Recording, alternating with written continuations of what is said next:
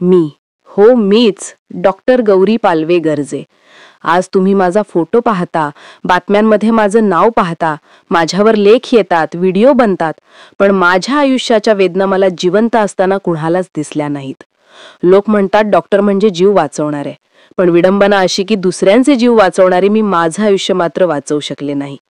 KEM सारख्या मोठ्या हॉस्पिटलमध्ये काम करणं हा माझा अभिमान होता.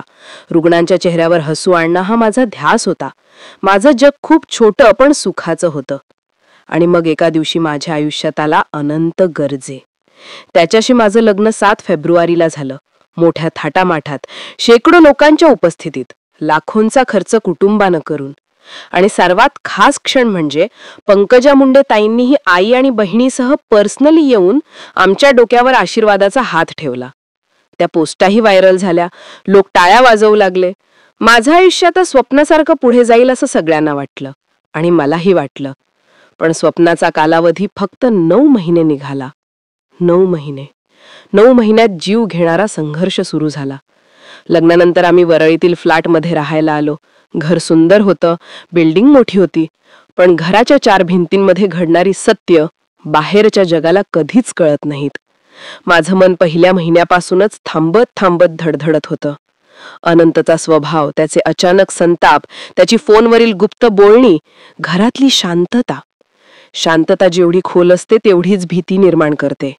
दुपारच्या साध्या बोलण्यापासून रात्रीच्या भांडणापर्यंत सगळं काही वारंवार होऊ लागलं. मला वाटायचं लग्नात असं होतं, थोडं समजून घ्यायला हवं, थोडं शांत राहायला हवं. पण समजूतदारपणा हा एकतर्फे असेल तर तो तोडून टाकतो, आणि मला तेच जाणवत होतं. आणि मग एक दिवस तो दिवस आला ज्याने माझं जग कोसळलं. घरात शिफ्ट करताना मला एक कागद सापडला. एक कन्सेंट फॉर्म, एका गर्भवती महिलेचं नाव किरण इंगळे आणि पती अनंत भगवान गर्जे. त्या क्षणी माझ्या पायाखालची जमीनच गेली.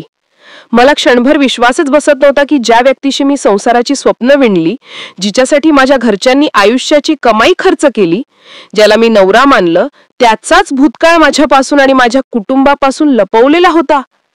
मी डॉक्टर होते, पण त्या एका कागदाने माझं हृदयच मृत झालं.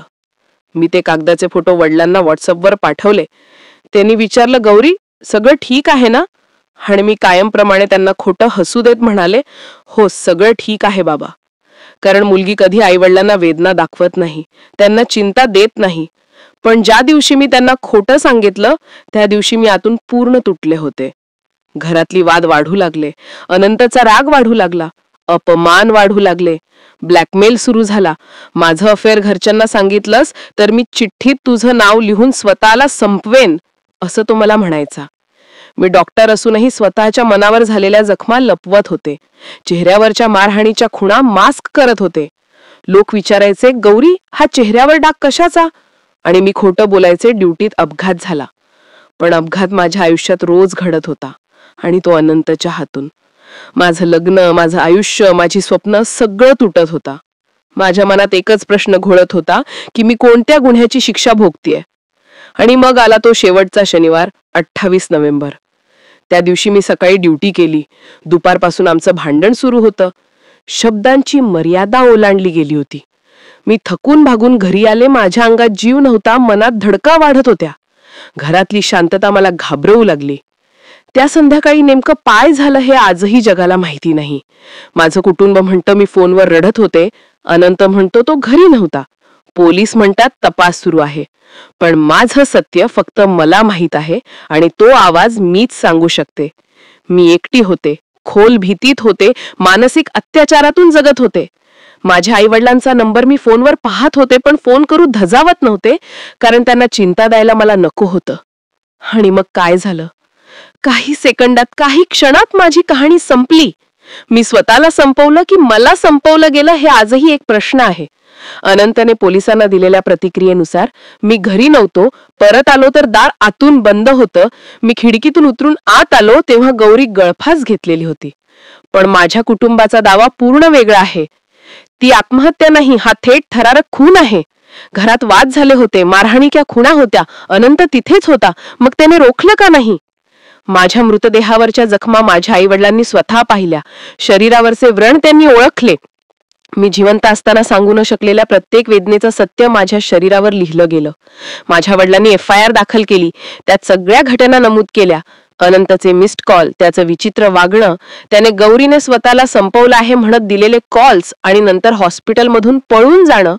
माझ्या मामाने सांगितलं, 1.5 वर्षाच्या ओळखीत तिला अनेक वेळा चेहऱ्यावर मारहाणीच्या खुणा दिसल्या. माझी नणंदही मला मानसिक त्रास द्यायची. तुला नाव द्यायचं नसेल तर शांत बस, नाहीतर आम्ही त्याचं दुसरं लग्न लावू असं म्हणत दबाव टाकायची. माझ्या वडिलांनी दिलेल्या FIR मध्ये अनंत, त्याची बहीण शीतल आणि अजय गर्जे यांच्यावर 306, 498 सारखे गंभीर गुन्हे दाखल झाले. या प्रकरणी अंजली दमानिया देखील पुढे आल्या. त्यांनी वरळी पोलीस स्टेशनमध्ये जाऊन माझ्या वडिलांना भेट घेतली. पोलिसांना तातडीची कारवाई करण्याची मागणी केली. त्यांनी माध्यमांसमोर सांगितलं, गौरीला मारहाण होत होती. गर्भपाताच्या कागदपत्रांवर अनंतचं नाव होतं. 5 तासात नक्की काय झालं? आणि यामुळे सगळं प्रकरण आणखी गंभीर झालं. पंकजा मुंडे चर्चेत आल्या, पण माझ्या कुटुंबानं सांगितलं त्यांचा दूरपर्यंत संबंध नाही. पंकजाताईंनी आपले कार्यक्रम रद्द करून तपास नीट व्हावा अशी मागणी केली. माझं मृतदेह इन कॅमेरा पोस्टमार्टमसाठी मागवलं गेलं. पोलिसांनी सांगितलं, पोस्टमार्टम आणि तांत्रिक विश्लेषणातून सत्य नक्की समोर येईल. आणि आज माझ्या मृत्यूनंतरही संपूर्ण महाराष्ट्र एका उत्तराची वाट बघतोय. मी स्वतःला संपवलं की मला संपवलं गेलं? आणि या प्रश्नाचंच उत्तर माझं अंतिम सत्य ठरेल. मी आज शरीराने नाही, पण माझ्या आवाजाने जिवंत आहे.